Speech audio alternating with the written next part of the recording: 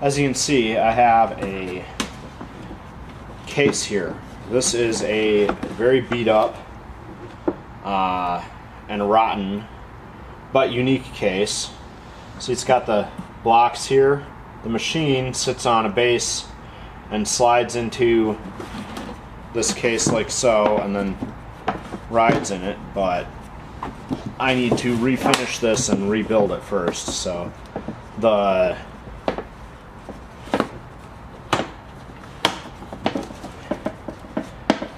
front here is loose, so I'm gonna have to glue that up, and this hinge is busted off, and of course all the covering is rotten.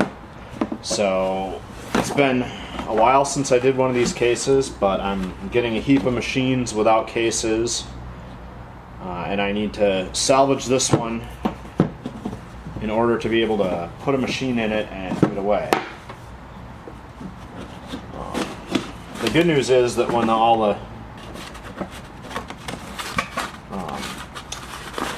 coating is damaged like this, it usually just peels out really easily, and I'm going to wet this down with vinegar, or I'll use vinegar and rubbing alcohol to loosen it as we go. And then once I've got this peeled, I'll be able to come back and see what shape this bottom edge is in, where that hinge is broken. So it looks like it's all shattered along here, so we'll have to strengthen that up and rebuild it. Garage door is open while I work today, but this is that suitcase style side open machine box. I got all of the fabric stripped out of it and removed all of these sliders that were stapled in place, because they got stapled in after the main body was wrapped with fabric, and it's got all the sides are coming off, so those are going to get glued up.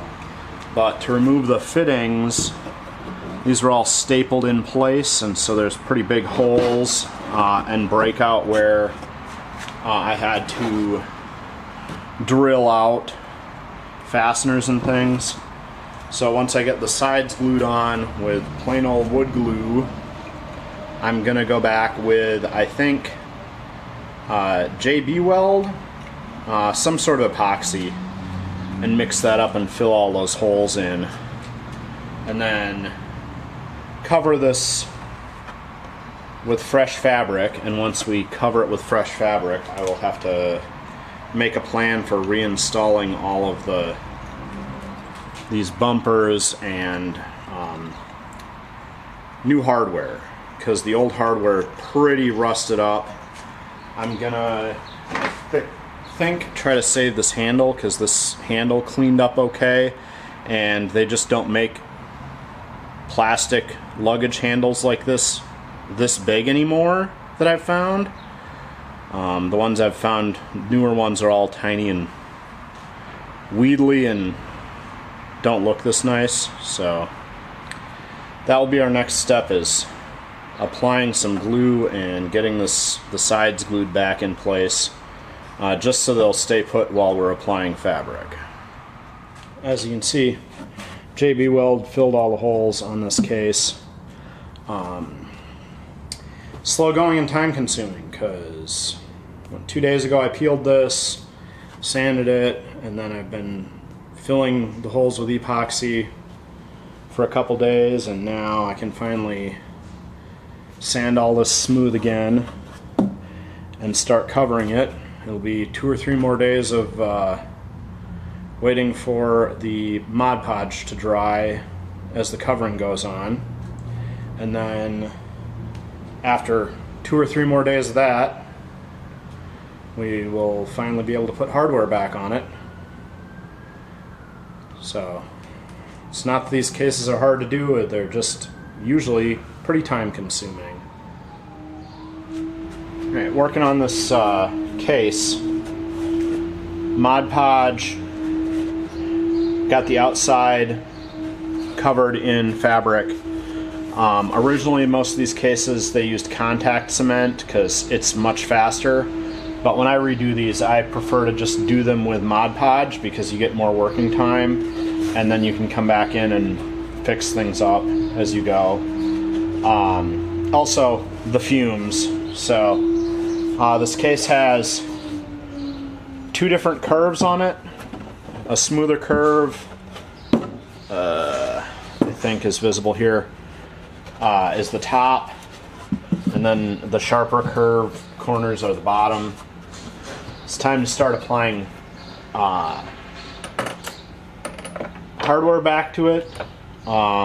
Most of the hardware was pretty shot. I did save this handle, but the original feet and the hinges that were on the bottom of this case were completely rotted off, or were pretty rotten.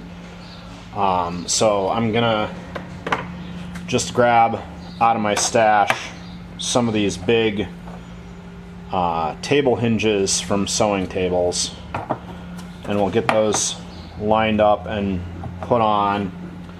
The screws are a bit long, but I'll cut all them off once I get the hinges lined up and drilled in. Because if you remember when we peeled that apart, all the fittings had been put in and then the interior had been glued into the case. So I'm gonna, after about a week of Mod Podge, get busy and line up all these screws. There's no secret to it, but it is hard to film, so we'll just be back when I get fixtures on this, and then it'll start to look like a case again. Okay, so the outside of this box is done, and fittings have been applied. And it must not have been real dry when I got the fittings on it. So I guess I'll pop this apart.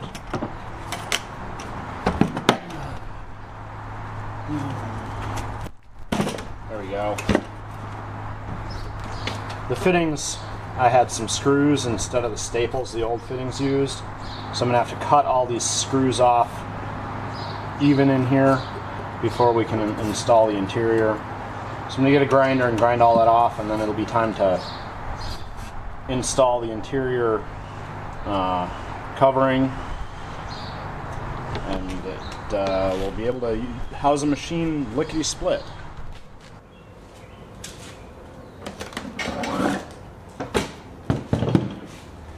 Alright, the final form of this case. Mod Podged fabric covering, all scraps, purple here, I had some green there, and then as you can see the machine has this base, slides securely in.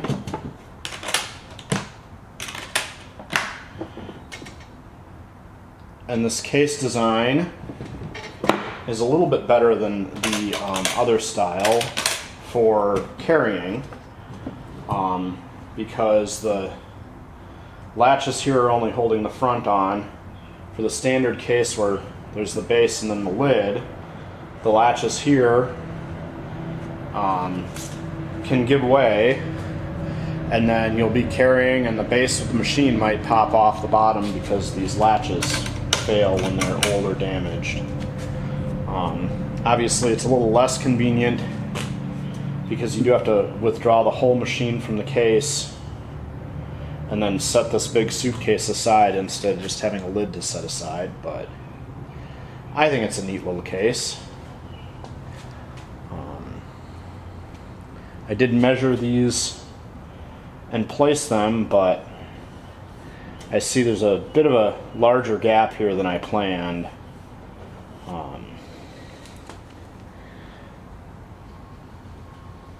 But it still is enough so this will slide easily in, and then if you really do flip the machine upside down in the case, this gap is not big enough to let the machine smash against the inside of the top of the case. Like I said, if for some reason you flip the case upside down. But that was a fun little project. Really time consuming though, because like I said, I like to do Mod Podge, Decapodge adhesive, and that takes a long time to dry.